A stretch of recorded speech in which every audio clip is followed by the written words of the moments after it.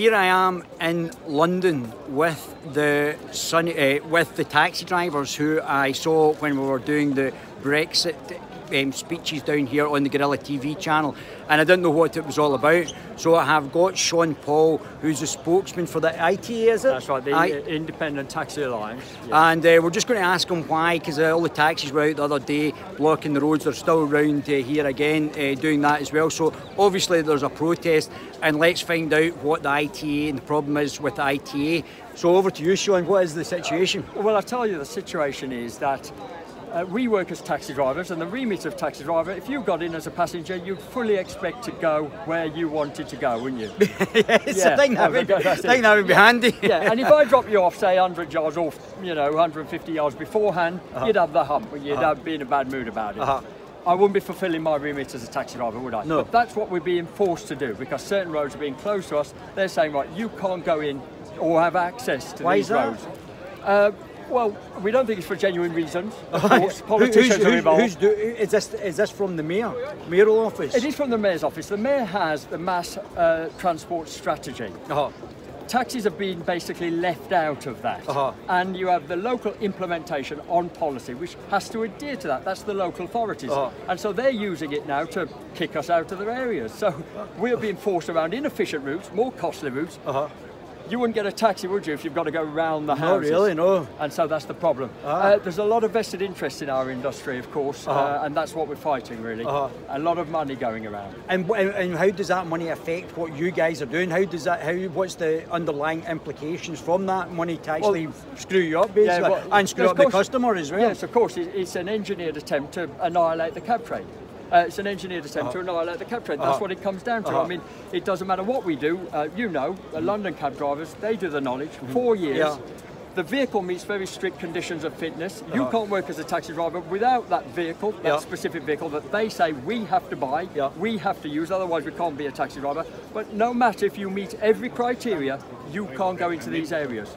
And how's the Uber thing? Because obviously the Uber drivers have not got to do such an advanced sort of... that must be having an impact on the black hacks as well. Well, I mean, the only problem we have with Uber, because we've never really had a problem, I think the press spin was that we was always in a fight with Uber, we was always demonstrating. Really, we wasn't. We was in a fight with the licensing authority. That's who we was fighting. But there is 110,000 private hire, including Uber, here in London alone. And so the only problem we have with them is the congestion. I mean, they're plotting up on every street corner.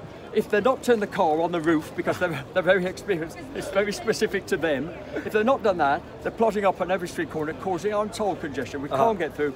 That's the issue we have, because our passengers are having to sit in this congestion. Yeah, and have to pay, obviously, for the privilege of sitting in the congestion as well. Well, yeah, of course. I mean, we like to maybe do a little bit of a compromise, but, I mean, still, that vehicle that they want us to buy is £60,000. And they're forcing us around these inefficient routes where people won't want to take you. So really, there's got to be an engineered attempt here to, drill down the taxi trade to oblivion. That's I think London's incredible because it's old roads that are very relatively narrow for 7 million people, and it's staying within the M25. But have you seen the taxi drivers? Some of these roads wasn't built when the taxi drivers. There is that.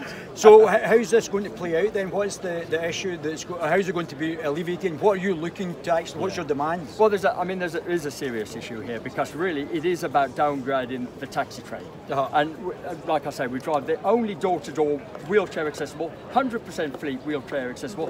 There's facilities for the hearing impaired, the sight impaired, all of that. It's about liberty. Every taxi that turns up, doesn't matter that you're infirm, able-bodied, got lots of shopping, just come off your holiday, that taxi's for you. And we're saying they haven't put in provisions to handle that. We're the only vehicle that does that, with a driver that knows where he's going and actually should include us in that policy.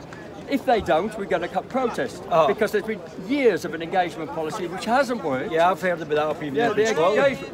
Exactly. So it hasn't worked, and we're saying, well, you've got to come with a solution, otherwise we're going to protest. This is now in the 7th week. Oh, is it? Yeah, it's a war of attrition, this is, and we're not going to go anywhere. And the mayor in the mayoral office, Mr. Khan, is not bending any? Well, Mr. Khan, no, he doesn't seem to bend by anybody. I mean, you've got public opinion on our side, the local businesses are on our side, the residents are on our side.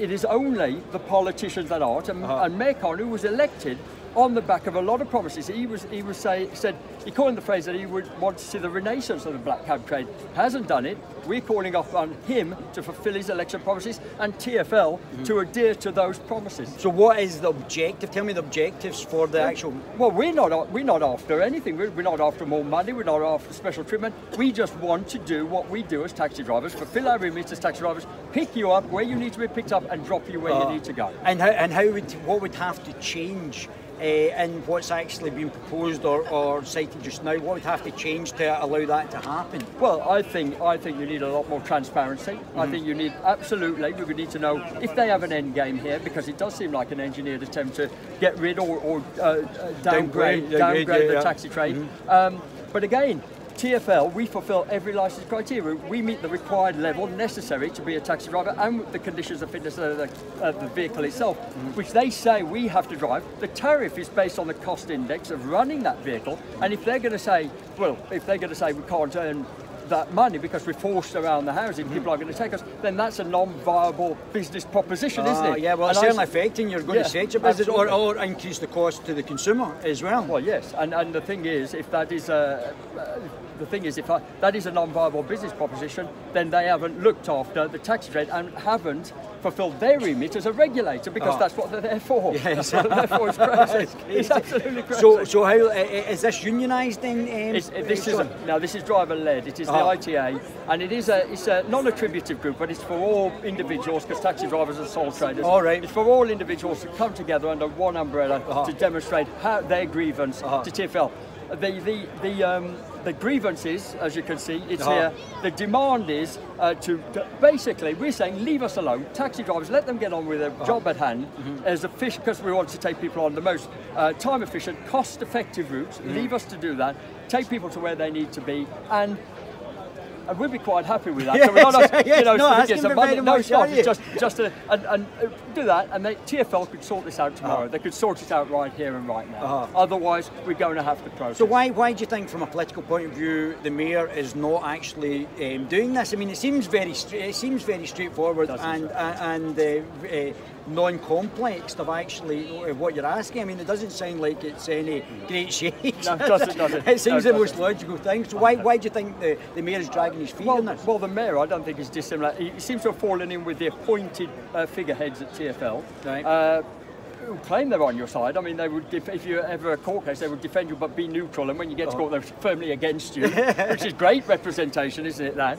But I mean, the thing is, I just think there's a lot of money on the peripheral looking in. I mean, a lot of businesses, I mean, Uber, if they pay congestion charge, you're looking at 50 million a year. Right. You know, the taxi trade doesn't cost the government money, it doesn't cost the public money, but it's a net plus. But it doesn't really provide for the coffers at TfL. And if TfL is £1 billion in the red, which they are, they're going to have to look at fulfilling that black hole.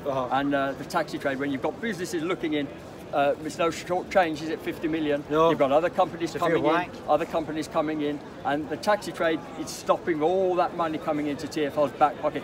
Brown envelopes, not like it used to be, is it?